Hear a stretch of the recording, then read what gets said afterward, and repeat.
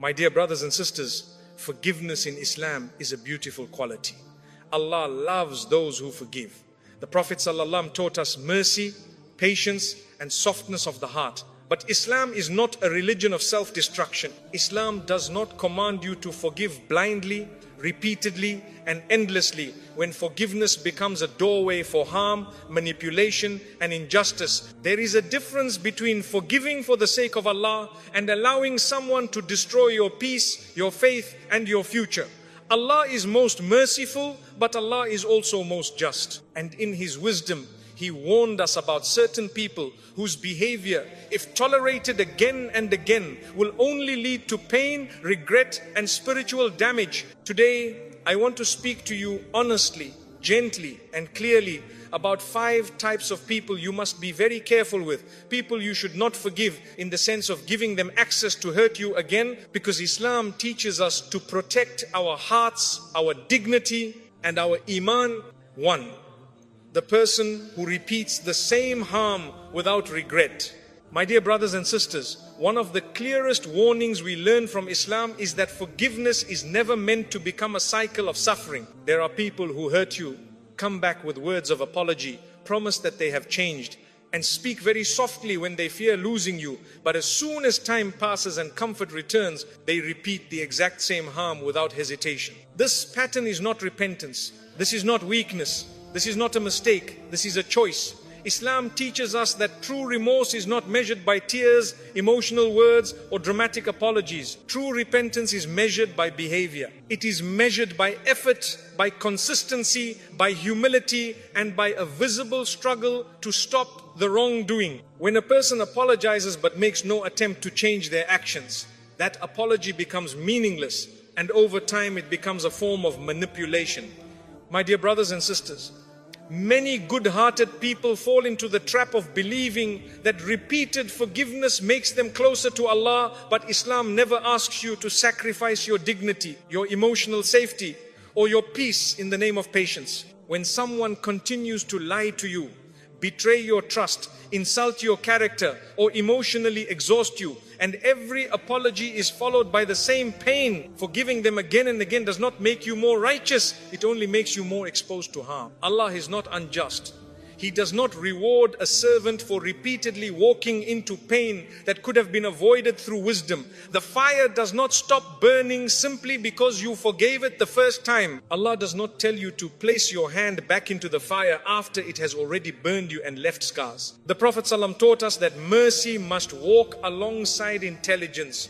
Forgiveness without awareness becomes self-destruction. When a person shows you through consistent actions that they do not respect your boundaries, your feelings, or your well-being, then Islam gives you full permission to step back. Creating distance in this situation is not hatred. It is not revenge. It is self-preservation. It is choosing peace over chaos. You are allowed to forgive in your heart so that resentment does not poison your soul.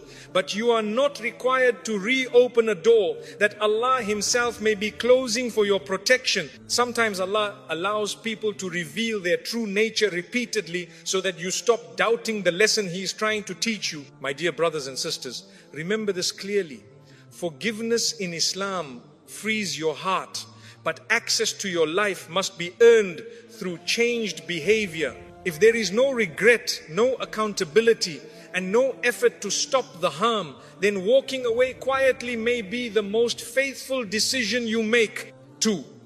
The person who feels no guilt for hurting you. My dear brothers and sisters, one of the most dangerous people you can keep close to your heart is the one who hurts you and feels absolutely nothing afterward. This is not about someone who makes a mistake and later regrets it. This is about a person who causes pain knowingly, watches you suffer, and then continues their life as if nothing happened. No apology, no shame, no reflection, no fear of Allah. When a person's heart reaches this state, it becomes very difficult for goodness to grow within it. Islam teaches us that guilt is a sign of life in the heart. When guilt disappears, cruelty becomes easy. My dear brothers and sisters, Allah created the human heart with fitrah, a natural sense of right and wrong.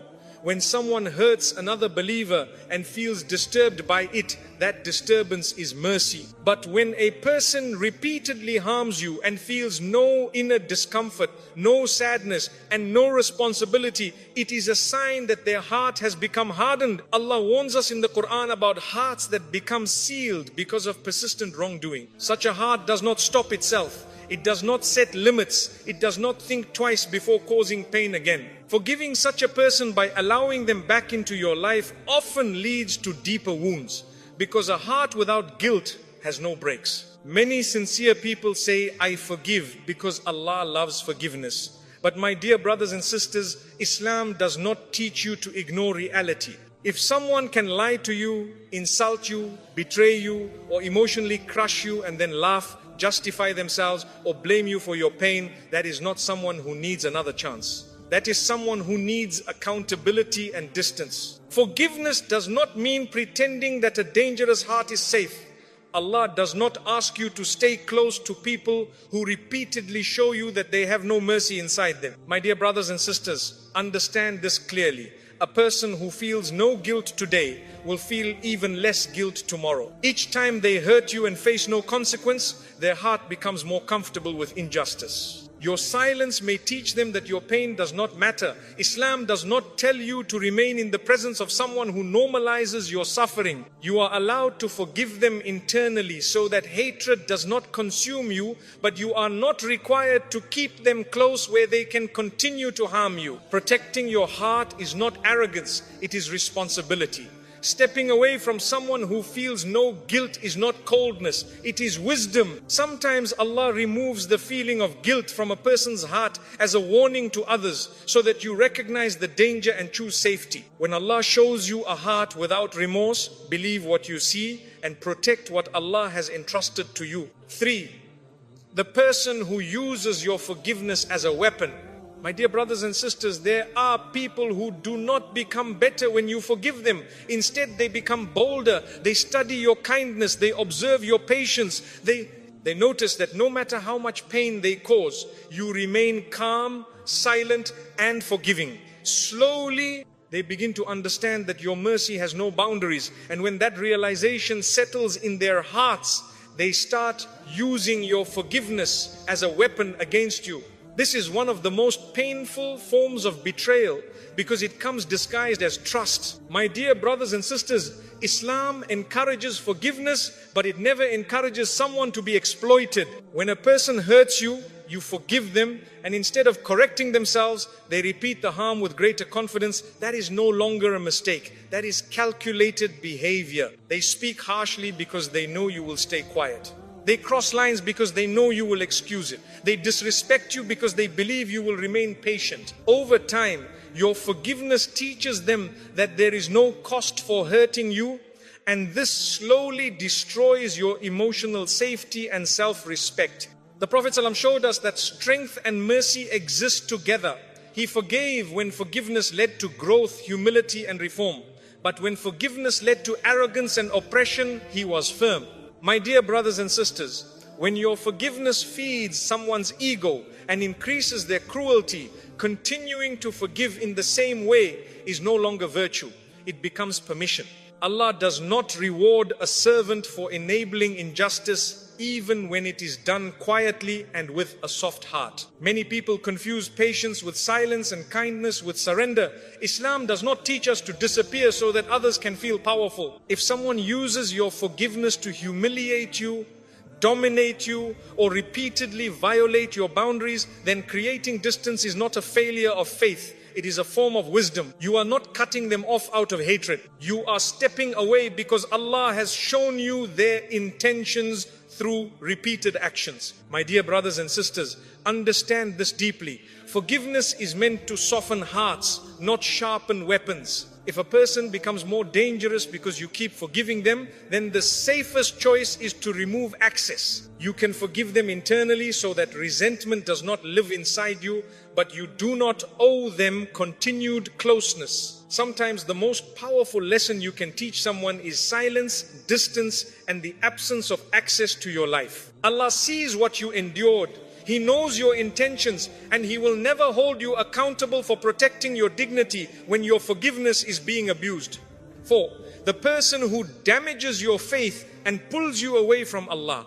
My dear brothers and sisters, there is no loss greater than the loss of faith, and there is no harm more dangerous than harm that slowly pulls you away from Allah while you do not even realize it is happening. Islam teaches us that relationships are not only emotional connections, they are spiritual influences. The people you keep close to, you shape your thoughts, your habits, your values, and eventually your relationship with Allah. This is why Allah repeatedly warns us to be mindful of who we allow into our lives, because not everyone who smiles at you wishes well for your Iman. My dear brothers and sisters, a person who constantly weakens your faith does not always look like an enemy. Sometimes they come as a friend, a partner, or even a family member. They may mock your prayers, discourage your hijab or modesty, belittle your efforts to stay halal, or slowly normalize sins by saying things like, everyone does it. Allah is forgiving, or you are too strict. At first, these words may seem small and harmless, but over time they plant doubt in your heart. They make obedience feel heavy and disobedience feel light. This is one of the most subtle forms of spiritual harm, because it does not attack your faith directly, it erodes it quietly. My dear brothers and sisters, forgiving such a person by allowing them continued closeness can slowly cost you your akhirah. Islam does not teach us to be emotionally attached at the expense of our deen. Allah never commands you to stay close to someone who pulls you away from remembrance, prayer, and consciousness of Him. When a person repeatedly becomes a reason for your guilt, your missed salah, your weakened values, or your growing distance from Allah, then this is a clear sign. It is not coincidence, it is a warning. Allah may be showing you through this person that something precious is being threatened. Some people say, I will stay and guide them. But my dear brothers and sisters, guidance comes from Allah.